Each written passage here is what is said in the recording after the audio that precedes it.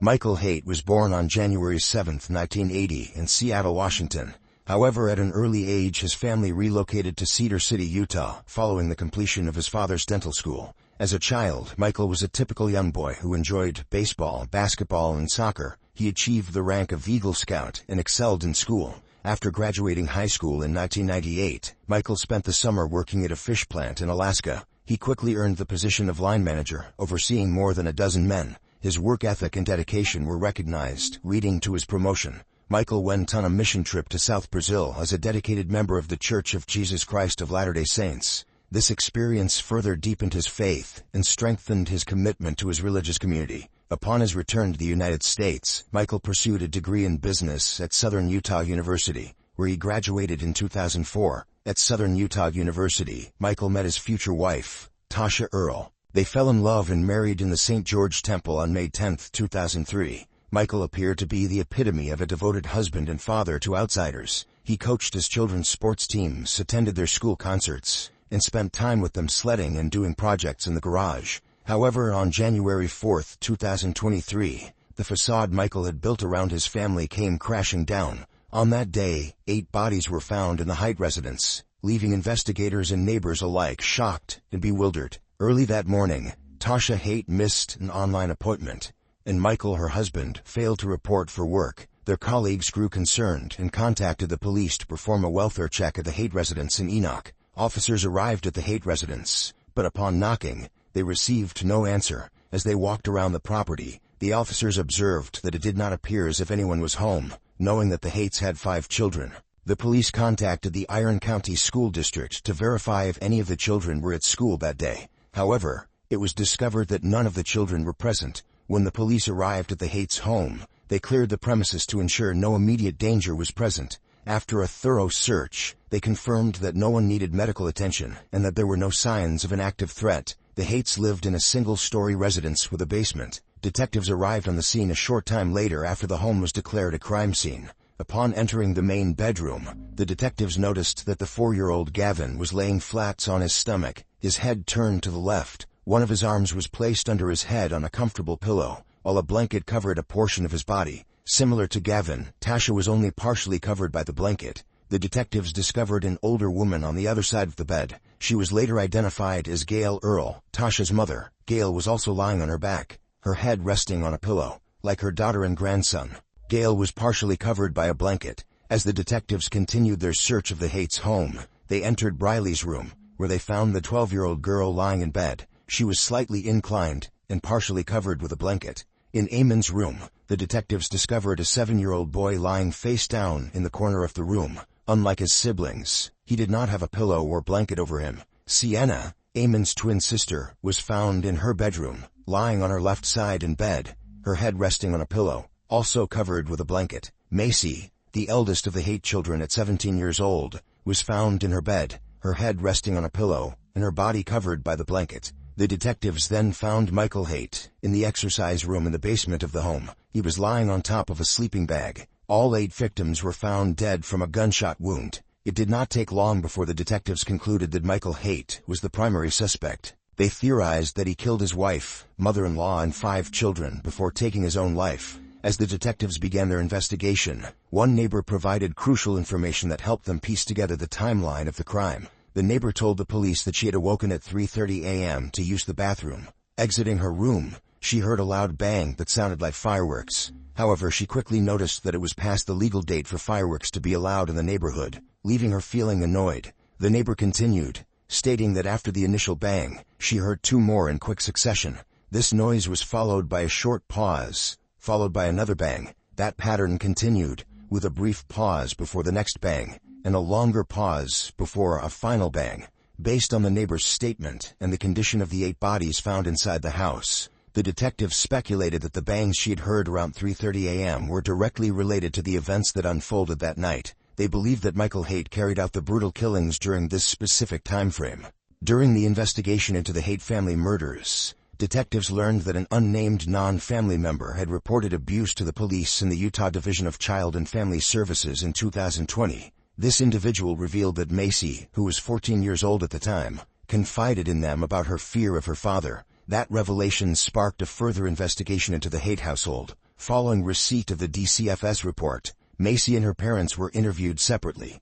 During Macy's interview, the interviewer learned disturbing information. Macy stated that there were times when her father choked her, and she feared he was going to kill her. She revealed that the violent attacks began in 2017, and spoke of a time when her father grabbed her by the shoulders and pushed her into a wooden piece of furniture. When the detectives interviewed Michael Haight, he denied ever hurting his daughter. He dismissed the incidents described by Macy as misunderstandings and blamed his emotional state on his father's death and the recent divorce of his brother. Michael stated that he had been upset about these issues and took it out on his older daughter. Tasha did not want to press criminal charges against Michael, and the Utah Department of Children and Family Services, the Enoch Police Department, and the Iron County Prosecutor's Office also declined to press charges. They had determined that the case did not meet the statute's requirements for prosecution. Additionally, a lethality assessment was conducted with Tasha, and according to her response, it did not indicate her relationship with Michael was lethal. However, victim services were made available to Tasha and the children for several months after the case was open. Through conversations with Tasha's friends, the detectives gained a different perspective on Michael Haight from that portrayed to the community. According to Tasha's friends, whenever they stopped by the house to visit, they often had to engage in conversation while the water was running in the kitchen to cover up any sound. Tasha believed that Michael was monitoring her conversations and eavesdropping on them. These friends also helped Tasha clean the house whenever they came over, so Michael would have nothing to yell at Tasha about. Tasha's friends shared that whenever they texted her, she would respond with short, positive messages, seemingly mindful of the possibility that Michael might read these messages. They believed this was a way of maintaining a positive image in front of Michael, as to suggest that everything was going smoothly in their marriage. The detectives assigned to the case have learned that Michael exhibited signs of highly controlling behavior towards his wife Tasha. One way in which Michael exerted control over Tasha was by taking her car keys and phone to prevent her from leaving. Another incident that raised suspicion about Michael was his reaction to Tasha purchasing a $30 rug from Walmart to replace a soiled one. Although Tasha had a legitimate need for the carpet, Michael became furious, claiming the purchase was excessive. Tasha confided in her friends that her 7-year-old son Eamon was acting more and more like his father Michael, emulating his bad behavior. Whenever Tasha told Eamon to do something, he responded, "That's not my job." This behavior was concerning for Tasha, as it reflected Eamon's lack of responsibility and disregard for authority. Michael often dismissed or ignored Tasha's instructions, and Eamon seemed to follow suit. According to Tasha's friends, in 2022, Tasha dared indulge in a small act of self-care. Despite the demands of her responsibilities, she decided to get her nails done, a relatively rare occurrence for her. However, her husband Michael did not allow it to happen, placing strict restrictions on her freedom. After Tasha's indulgence, she felt renewed confidence in beauty. She told Michael that she would be getting her nails done on a monthly basis, the decision that did not sit well with him. Angered by his wife's decision, Michael expressed his disapproval, questioning how much this new habit would cost. To alleviate Michael's concerns, Tasha calmly explained that maintaining this self-care ritual costs $25 per month. However, Michael remained unconvinced, arguing that Tasha was taking food from their children's mouths by spending money on her nails. His perspective was rooted in control and a deep financial responsibility towards their family. Around the same time, Tasha started prioritizing her self-care and began losing weight. After years of her husband calling her fat and ugly, Michael was furious that she was shedding pounds. He accused Tasha of cheating on him, trying to justify the sudden change in her physical appearance. Michael's controlling behavior reached new heights as he attempted to manipulate Tasha's weight loss. He pleaded with her to stop losing weight, concerned that other men might look at her with desire. Underlying this demand were his deep-seated insecurities and desire for complete control over his wife's body and behavior.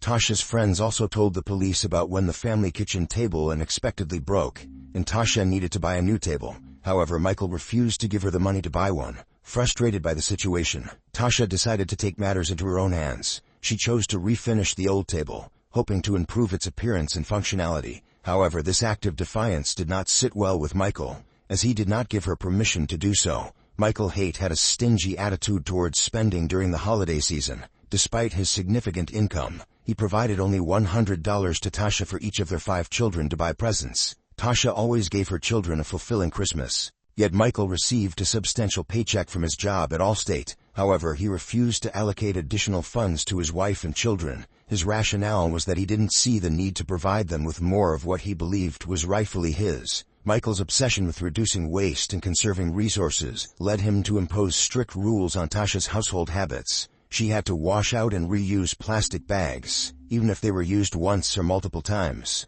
This excessive demand for reusing bags placed additional responsibilities and burdens on Tasha, leaving her feeling overwhelmed. Further, Michael's desire to control every aspect of Tasha's life extended to her cleaning and baby care routines. He insisted on having the cleaning and baby wipes, claiming it was more eco-friendly and cost-effective. However, this demand compromised Tasha's comfort and hygiene and created unnecessary stress. If Tasha failed to adhere to the instructions set by Michael, she faced serious consequences. He made it clear that disobedience would lead to a lot of trouble for her. This threat created a sense of fear and submission in Tasha, leaving her with no choice but to comply with Michael's demands. According to Tasha's friends, she confided in them that although Michael had been mean to her throughout their marriage, he had never extended this mistreatment to their children until the late 2010s. However, as time went on, the abuse directed towards Macy intensified, leading her to consider taking her own life. Michael had extremely high expectations for his daughter Macy.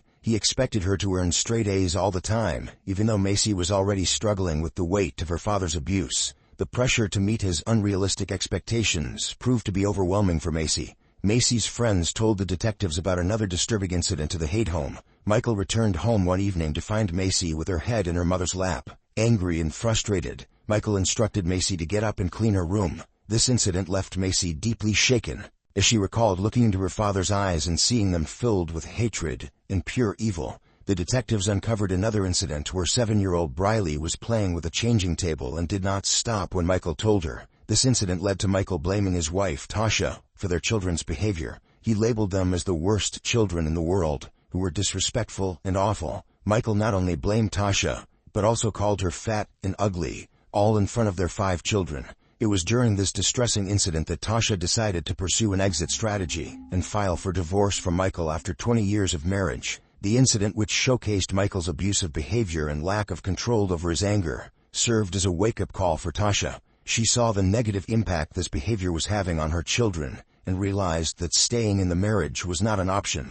Divorce was difficult for Tasha. She spent over 2 decades with Michael. However, she realized that her children's well-being and safety were more important than any marital bond. On December 21, 2022, Tasha filed for divorce from her husband Michael. However, she asked for the divorce papers to be delivered after the holidays, wanting one last, normal Christmas for her 5 children before the separation. She knew that Michael's behavior would likely escalate once he received the papers, and she did not want the holiday festivities tarnished for everyone. The divorce papers were delivered to Michael's Allstate office 2 days after Christmas. Despite his recent actions, Michael called Tasha, acting completely normal, asking her about her day, as if she hadn't served him with divorce papers mere minutes ago. He told Tasha to leave, but insisted that she leave the children behind. But Tasha stood her ground and refused to leave the house without them.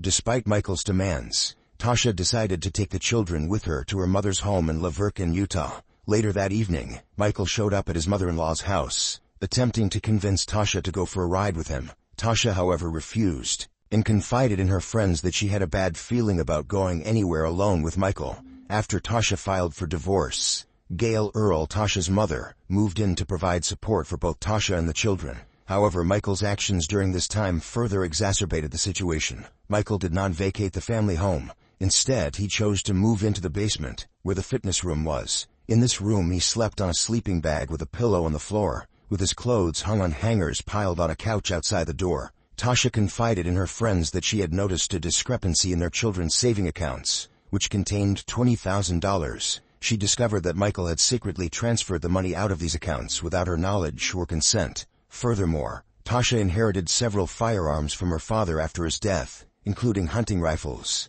and a handgun. At the start of January 2023, Tasha discovered all the firearms were missing from her house. Upon further investigation, it was revealed that Michael had removed the weapons, leaving Tasha and her family vulnerable in case of an emergency. Michael and Tasha's oldest child, Macy, had expressed to several of her friends that she welcomed her parents' divorce. Macy confided that there would be peace without her father, Michael, in the home. She yearned for the tranquility that a divorce would bring. Furthermore, Macy had a secret phone that she hid in her room, According to one of her friends, Macy used this phone to record her father when he acted crazy. She confided in this friend that she was doing this to gather evidence to support her parents' divorce. However, Tasha found the phone and hid it away. Macy's younger sister Briley also endured a tumultuous home life. Due to the constant drama at home, Briley often sought refuge at her neighbor's house. This neighbor had grandchildren of a similar age, and Briley found solace in the company of these children.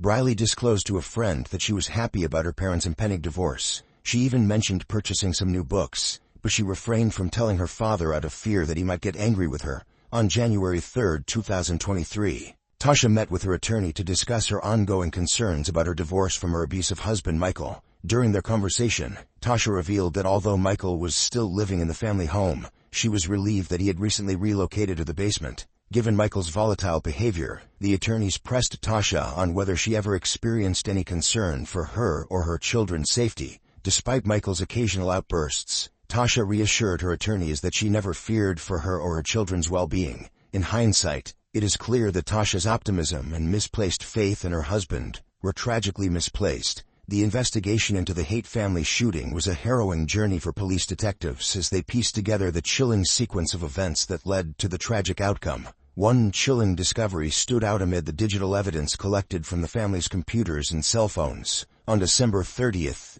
mere days before the deadly shooting, Michael conducted a disturbing Google search. At 10:41 p.m., Michael's queries delved into firearms and shooting-related topics. These searches and other evidence gathered during the investigation painted a chilling picture of Michael's intentions. The search results revealed alarming questions, such as, how loud is a 9mm gunshot? What does a gunshot sound like? I heard gunshots near my house. What do I do? If you heard a single gunshot in your neighborhood at night, would you immediately recognize it as such? Would you either way be alerted enough to call the police? How loud is a gunshot in the house? Would a neighbor hear a gunshot in the garage? How loud is a 40mm pistol? In the note Michael crafted before he took his life, it said he preferred to rot in hell than to continue enduring what he described as controlling behavior by his wife. Michael expressed that he could not handle the situation for another day and was determined to put an end to the manipulation and control he had been subjected to. Michael's note expressed deep frustration and desperation. He mentioned repeatedly asking for help, but no one seemed to listen. In this note, Michael emphasized his determination to not be a burden to society. The details of this case have left many in shock and disbelief, as it painted the picture of a deeply dysfunctional family, plagued by violence. Michael's actions were premeditated and calculated. He carefully planned the murders, ensuring that his wife and children were unaware until it was too late.